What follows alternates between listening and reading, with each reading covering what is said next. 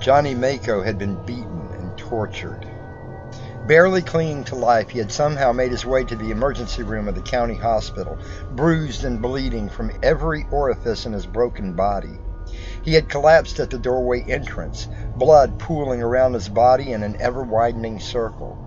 After 2 days lying in a comatose state, along with emergency surgery to mend the nearly 200 knife wounds, most of which had been superficial but deep enough to cause excruciating pain, he had finally been able to talk through jaws that had to be wired shut.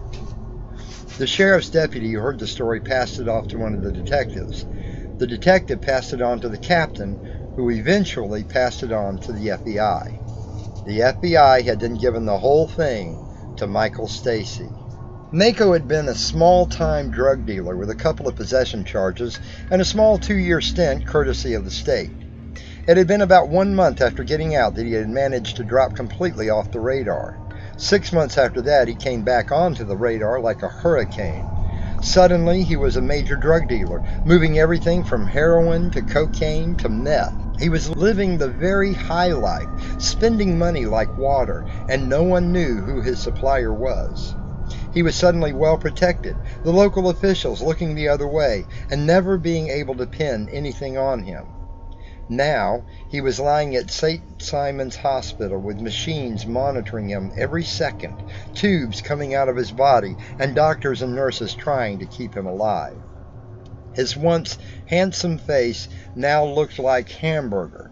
It would take several more surgeries to even make him look something akin to human. He was a mass of bandages, stitches, and staples. When Michael had first seen him, he had almost felt a twinge of sorrow for him. Almost. Mr. Mako, can you hear me? Johnny's eyes fluttered open. Mike could see the fear that lay in them as they stared out through the bandages. Mike held his badge up and said, "My name is Agent Michael Stacy. I'm with the FBI. I read your statement and wondered if you would be willing to talk to me."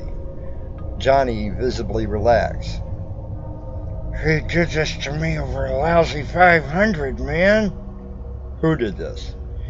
Before I say anything more, you gotta promise to protect me, Johnny said, fear creeping into his voice. After we talk, Michael answered him tersely. You don't know what he can do. He could kill me in here and no one would know, man. Mr. Mako, calm down. Nothing and no one can get to you in here. The sheriff has already posted a guard right outside your door. Johnny began to thrash around violently. He owns the f***ing cops. Johnny's eyes began to dart around the room, searching for the boogeyman that now haunted him. You gotta get me somewhere safe. That dude is crazy. I mean, certifiable.